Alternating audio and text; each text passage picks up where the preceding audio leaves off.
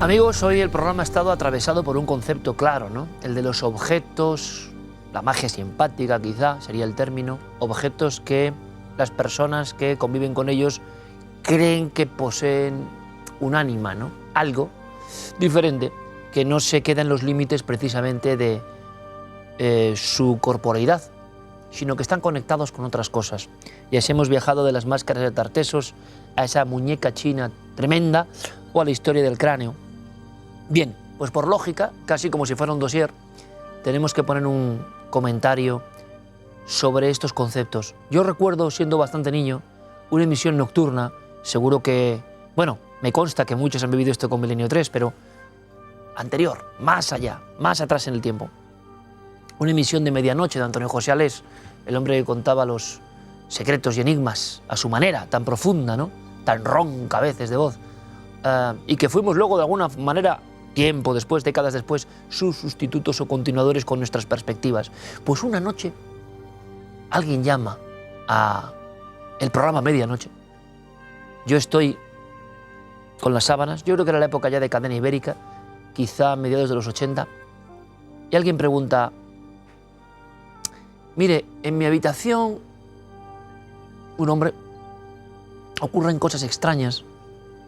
Me he despertado en la noche y he visto en el duermevela, quizás sea una imaginación, una especie de figura que me observaba un poco encorvada, como queriendo esconderse cerca de la cortina que da a la balconada, que da al exterior. Y ha pasado varias veces. Y entonces Antonio José Alés le preguntaba: oiga, ¿usted ha tenido alguna muerte próxima en la familia? Claro, había habido una muerte próxima, la del propio padre, muy anciano. Y me quedé, como se quedarán quizá algunos de ustedes, y quizá algunos lo recuerden, cuando Alés, con esa voz tan especial, le pregunta: oiga, ¿tiene usted algún objeto de su padre, por ejemplo un reloj, algo similar? Y aquel oyente que había llamado al programa Medianoche se queda impresionado, diciendo: pues sí, tengo un reloj de estos clásicos que se cuelgan de cadena de mi padre, y lo tengo en la mesilla, en una especie de cómoda, más bien. ¿Esa cómoda está cerca donde ocurre la aparición? Sí.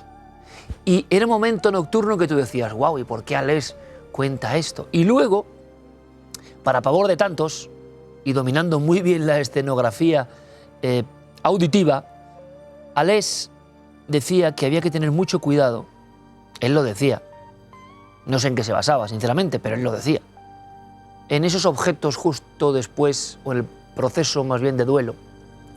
Era como si algo, el ánima, lo que creían los egipcios, ¿no?, o los griegos, se mantuviese en los objetos más queridos. Esos objetos que aparecen en tumbas de todos los emperadores, guerreros, sacerdotes que en la historia han sido, y que eran precisamente enterrados con una serie de avalorios que tenían más poder, ¿no?, que el meramente físico. Yo creo que esa noche en Madrid hubo un montón de medallas, relojes que se vendieron en casas de empeño, pero rápidamente, y en otros puntos de España. Por aquella idea era la primera vez que conectaba, ¿no? Usted tiene un objeto, pueden pasar cosas porque ese objeto tiene su latido.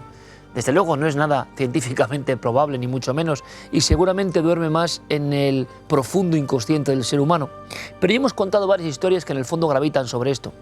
Y yo me he acordado de muchas historias, porque a veces ese programa, por ejemplo, lo oía en casa de mis abuelos de Vitoria, y claro, es que la casa o la galería, la tienda, ¿no?, mítica, mágica de mis abuelos en Vitoria, estaba lleno de objetos que eran claro, de difuntos, lógicamente.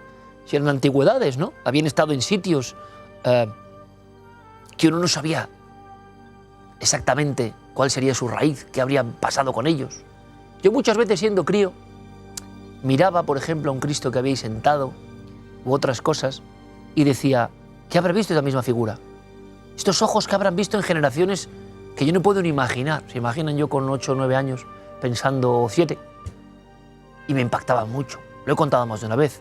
Los cuadros, los elementos, los avalorios, las antigüedades, las cosas que había. Era un mundo cambiante permanentemente, pero todo tenía ese hálito de que habían pertenecido a determinadas personas, con sus angustias, con sus glorias, con sus miserias, y le da la impresión a uno, sin conocer nada, siendo un crío, de que sí, algunos objetos parecían transpirar todavía la vieja historia del lugar donde fueron concebidos o donde pasaron su tiempo.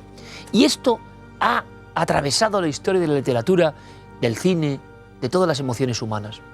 Es más, yo me acuerdo muy bien en cierto momento, y quizá un día se lo desarrolle más, cuando se pone de moda, porque las modas no solo son de ropa sino que, por ejemplo, el negocio del arte también son fluctuantes. Los coleccionistas se fijan en algo. Y hubo un tiempo donde los objetos de las viejas culturas andinas alcanzaron gran valor, lo seguirán teniendo. Y yo recuerdo que había objetos, tiempo ya transcurrido, ya estando en Madrid, se puso de moda, por ejemplo, el fardo o el atuendo, que esa persona que podía ser bruja o chamán, enterrada en los desiertos de Paracas, de Nazca, de Ica, de Ocucaje, había mantenido durante 2000 años bajo tierra. Y les contaré que personas bastante escépticas y nada crédulas y que no oían anteojos sociales, me contaban las extrañas sensaciones en su propio hogar, o en su galería, o en su lugar de exposición, donde precisamente una pieza recién llegada, recién comprada en prestigiosa exposición o subasta, estaba colocada. Durante un tiempo, sobre todo, como si esas piezas, esos objetos, pegados al ánima de quienes fueron sus portadores, mantuvieran cierto poder, quién sabe si de su gestión, o capaces de crear algo. Les contaré que no es la primera historia, ni la segunda, ni la décima, que conozco de objetos muy antiguos, arqueológicos, por ejemplo, y que pasen cosas extrañas en un hogar, y que al final esas personas o se fascinen más con el objeto o le cojan cierto repelús, como es normal. Bueno, esto ocurre desde siempre, y en lugares que ustedes no imaginarían, y con personas que no imaginarían, de alto poder adquisitivo, de cultura importante. Les digo yo que llegaron a pensarse muy bien lo que aquella noche el sabio Antonio José Ales dijo a las ondas nocturnas, y es que tuviesen cierto cuidado con algunos objetos, porque los objetos, como dicen algunas culturas, no son solo eso, sino que también tienen su corazoncito, ¿no? Y yo les preguntaría, ¿entienden lo que les estoy contando? ¿Les ha pasado alguna vez? ¿Ha ocurrido algo en su entorno cuando han llegado objetos procedentes de personas que evidentemente ya no estaban aquí? Bueno, pues es una historia maravillosa que seguiremos ahondando y sobre la que ha pivotado, tema absolutamente clásico, nuestro cuarto milenio de hoy, que espero que haya sido de su agrado. Hasta dentro de 7 días, amigos.